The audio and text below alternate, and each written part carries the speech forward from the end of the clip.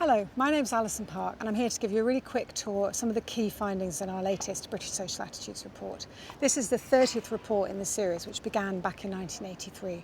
So we've used it as an opportunity to really dig down and find out how Britain's attitudes and values have changed and why. People are a lot more tolerant these days. Nowadays, you don't really find people getting married. We have no real strong views on religion. I think that people have become more distrustful of politicians. So I'll start with religion.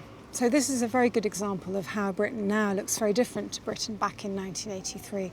Then 68% of people, so just over 2/3, said they belonged to a particular religion, and that figure's now fallen to just over half, 52%. No, I wouldn't say that I'm religious at all. I'm a kind of curious agnostic. But I don't go to church unless it's for weddings, funerals or christenings. What's quite clear is that the decline has really been in the proportion of people who feel that sense of belonging to the Church of England, down from 40 to 20% now.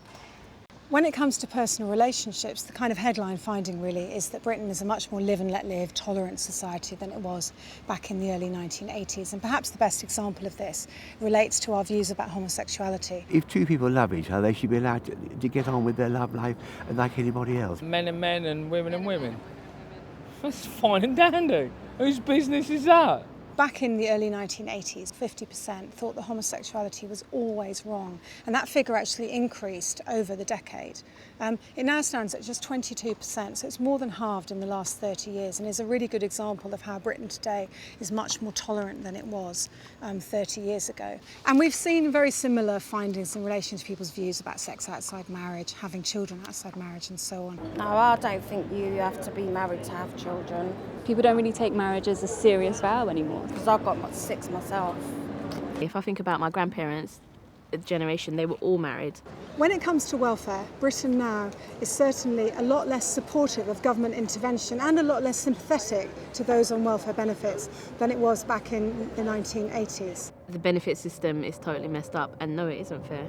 I think it's wrong because the taxpayers have to foot these bills. Back then, in 1987, for example, 46% of people took the view that unemployment benefits were too low and caused hardship for those receiving them. That figure now stands at just 22%. It's also true that over the last year, there's actually been an upturn in sympathy for the first time in a long time, and we think this really reflects the impact of austerity.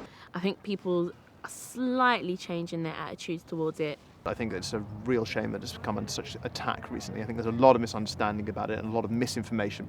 And the final area I want to mention relates to politics. So here, if we compare Britain now to Britain back in the 1980s, we find that we are far less trusting of governments and politicians than we were, even though back then we weren't exactly very trusting. Nobody trusts politicians.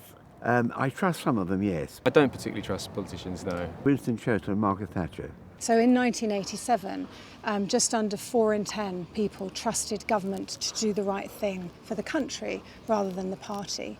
And that figure has now fallen to just 18%. What I've seen of politics is the expensive scandals. The only thing that my generation really can think of is the war on terror.